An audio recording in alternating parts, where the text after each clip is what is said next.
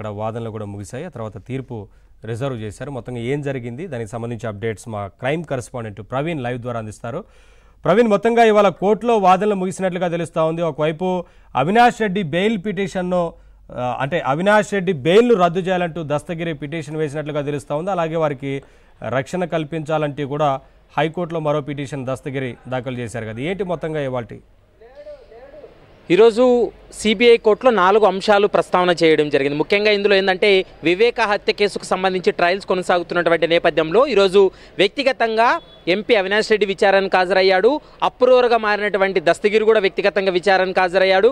ఇక జ్యుడిషియల్ రిమాండ్లో ఉన్నటువంటి ఎర్రగంగిరెడ్డి కావచ్చు, దేవిరెడ్డి శివశంకర్ రెడ్డి కావచ్చు, సునీల్ యాదవ్, మరోవైపు శివశంకర్ రెడ్డి, వీరందరూ కూడా ఉదయ్, వీళ్ళందరినీ కూడా న్యాయస్థానం ముందు కూడా ఈరోజు హాజరుపరిచినటువంటి పరిస్థితి కనపడుతుంది. కానీ ఈరోజు అప్రూవర్గా మారినటువంటి దస్తగిరి వ్యవహారంలో అయితే మాత్రం 3 అంశాలను మనం పరిగణలోకి తీసుకోవాలి. ఇందులో దస్తగిరి కుటుంబ సభ్యులను బెదిరింపులకు దిగుతున్నారని, వాళ్ళపైన తీవ్ర ఒత్తిడికి గురి చేయడంతో పాటు వారికి ప్రాణహాని ఉంది కాబట్టి విట్నెస్ ప్రొటెక్షన్ స్కీమ్ కింద తమ కుటుంబ సభ్యులకు భద్రత కల్పించాలంటూ కూడా ఒక పిటిషన్ సిబిఐ కోర్టులో వేయడం జరిగింది. ఆ పిటిషన్ సిబిఐ కోర్టు కూడా అలో చేసింది. దస్తగిరి తరపున ఏపీ హైకోర్టు న్యాయవాది జడా శ్రవణ్ కూడా తన వాదనలు కూడా వినిపించడం జరిగింది.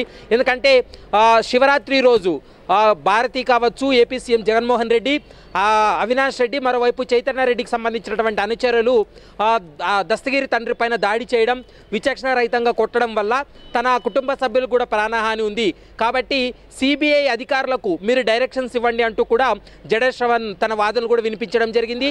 మరొక కీలకమైనటువంటి పిటిషన్ ఏంటంటే దస్తగిరి ఎప్పుడైతే అప్రూవర్గా మారినటువంటి వ్యక్తిని నిందితుడిగా చేర్చడానికి లేదు, తనని సాక్షిగానే పరిగణలోకి తీసుకోవాలి కాబట్టి ఇప్పటి వరకు నేను నిందితుడిగా ఉన్నాను, అప్రూవర్గా మారాను కాబట్టి నన్ను సాక్షిగా పరిగణలోకి తీసుకోవాలంటూ మరొక పిటిషన్ను ఇప్పటికే సిబిఐ కోర్టులో వేయడంతో సిబిఐ కోర్టులో సుదీర్ఘ వాదనల తర్వాత ఈరోజు వాదనలు ముగిశాయి. తీర్పునైతే మాత్రం సిబిఐ కోర్టు రిజర్వ్ చేసింది. మరొక పిటిషన్ ఏంటంటే దస్తగిరి అనేటువంటి వ్యక్తికి కుటుంబ సభ్యులతో పాటు తనకు కూడా ప్రాణహాని ఉందనేటువంటి అంశాన్ని పదే పదే చెప్తూ వస్తున్నాడు. ఎందుకంటే ఎంపీ అవినాష్ రెడ్డి అనేటువంటి వ్యక్తి రాజకీయంగా చాలా పలుకుబడి ఉన్నటువంటి వ్యక్తి, సీఎంకు తమ్ముడు కాబట్టి అతను బెయిల్ పైన బయట ఉన్నట్లయితే ఖచ్చితంగా తనకు ప్రాణహాని ఉంటుంది కాబట్టి ఎంపీ అవినాష్ రెడ్డి యొక్క బెయిల్ను రద్దు చేయాలని కోరుతూ తెలంగాణ హైకోర్టులో మరొక పిటిషన్ కూడా దాఖలు చేశాడు. దానిపైన నెంబరింగ్ వచ్చిన తర్వాత ఆ పిటిషన్ను ఒకవేళ కోర్టు పరిగణలోకి తీసుకున్న తర్వాత జడా శ్రవణ్ని నేరుగా తెలంగాణ హైకోర్టులో తమ యొక్క వాదనలు వినిపించడానికి సిద్ధంగా ఉన్నామనేటువంటి అంశాన్ని అయితే స్పష్టంగా చెప్పడం జరిగింది. కాబట్టి ఈ 4 అంశాలను కూడా ఈరోజు కోర్టు ముందు చెప్పడం జరిగింది. ఇక ఈరోజు దస్తగిరి తండ్రి పైన దాడి అంశానికి సంబంధించి అటువైపు కౌన్సిల్ అంటే నిందితుల తరపున కౌన్సిల్ తమ వాదనలు వినిపించారు. ఏమని వినిపించారంటే ముఖ్యంగా తెలంగాణ హైకోర్టు కావచ్చు, మరోవైపు సిబిఐ కోర్టు ఇంకా ఈ కేసు విచారణ కొనసాగిస్తున్నటువంటి నేపథ్యంలో మీడియా ట్రయల్స్ కొనసాగిస్తుంది, కోర్టు కంటే ముందే మీడియా ట్రయల్స్ కొనసాగిస్తుంది కాబట్టి A6 గజ్జల ఉదయ్ కుమార్, A7గా ఉన్నటువంటి వైఎస్ భాస్కర్ రెడ్డి వీరిద్దరికి సంబంధించినటువంటి యూట్యూబ్ లింకులన్నీ తొలగించాలి, మరోవైపు ఈ కేసు పైన మీడియా ట్రయల్స్ చేయకోకుండా డైరెక్షన్స్ ఇవ్వాలి అంటూ కూడా వారు వాదనలు వినిపించడం జరిగింది. కానీ తెలంగాణ సిబిఐ కోర్టు స్పష్టమైనటువంటి ఆదేశాలు ఇచ్చింది. మేము మీడియాకు ఎలాంటి డైరెక్షన్స్ ఇవ్వలేము, మీడియా ట్రయల్స్ కొనసాగించినా వాటిని మేము పరిగణలోకి తీసుకోము. ఎందుకంటే మీరు చెప్తున్నట్లుగా ఒక వాదన వినిపించారు, మీడియా ఇలాగే ట్రయల్స్ కొనసాగిస్తే కోర్టు కూడా ప్రభావితం అయ్యేటువంటి అవకాశం ఉంటుందని వాళ్ళ వాదనలు వినిపించినప్పుడు కోర్టు చాలా సీరియస్గానే అన్నది. ఎందుకంటే మీడియాలో వచ్చేటువంటి కథనాలను ఆధారంగా చేసుకొని మేము వాటిని జడ్జిమెంట్లు ఇవ్వం, మేము దాన్ని పరిగణలోకి తీసుకోము, మీడియా చేయాల్సిన పని చేస్తుంది కానీ మీడియాకి ఎలాంటి డైరెక్షన్స్ మేము ఇవ్వలేము, డైరెక్షన్స్ ఇవ్వము అంటూ కూడా స్పష్టంగా తెలంగాణ సిబిఐ కోర్టు కూడా చెప్పినటువంటి మాట మనకు కనపడుతుంది. ఒకవేళ మీకు ఏమైనా అభ్యంతరాలు ఉన్నట్లయితే ఖచ్చితంగా మా దృష్టికి తీసుకొస్తే వాటిపైన మేము పరిగణలోకి తీసుకుంటాం తప్ప మీడియాలో వచ్చినటువంటి కథనాలను అయితే మాత్రం మేము ఎట్టి పరిస్థితుల్లో కూడా మేము ఇన్ఫ్లుయెన్స్ అవ్వము, మీరు అనుమాన పడాల్సినటువంటి అవసరం లేదనేటువంటి అంశాన్ని అయితే మాత్రం ప్రస్తుతం సిబిఐ కోర్టు కూడా ఈరోజు స్పష్టంగా చెప్పినటువంటి మాట.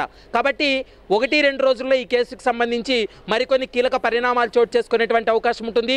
రాబోయే ఏపీ ఎలక్షన్స్ ఉన్నాయి కాబట్టి దీంతో దేవిరెడ్డి శివశంకర్ రెడ్డి అనేటువంటి A5 నిందితుడు, ఇతను చాలా కీలకమైనటువంటి వ్యక్తి. ఇతనికి నిన్న తెలంగాణ హైకోర్టు బెయిల్ మంజూరు కావడంతో కొద్ది నిమిషాల క్రితమే చెంచల్గూడ జైలు నుంచి అతను విడుదలయ్యాడు. అతను బయటకు వచ్చినట్లయితే మరింత నాకు థ్రెట్ అని ఉంటుంది. తను విట్నెస్గా ఉన్నాను కాబట్టి, తను అప్రూవర్గా మారాను కాబట్టి వారి వల్ల తనకు చాలా ఇబ్బందికరమైనటువంటి వాతావరణం ఉంటుంది.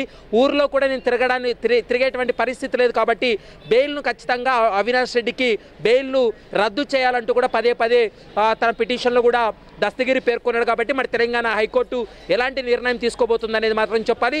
మరోవైపు ఈ మెయిన్ కేసు ఏదైతే ఉందో, కొనసాగుతున్నటువంటి వివేక్ హత్య కేసు మెయిన్ కేసు అయితే మాత్రం ఈ నెల 28కి వాయిదా వేయడం జరిగింది. 28వ తారీఖున ముద్దాయిలందరూ కూడా మరోసారి కోర్టు ముందు హాజరు కావాల్సినటువంటి అవసరం ఉంటుంది.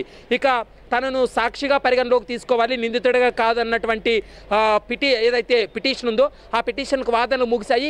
28వ తారీఖునే జడ్జిమెంట్ ఉండేటువంటి అవకాశం ఉంటుంది. అప్పటి వరకు తీర్పు అయితే మాత్రం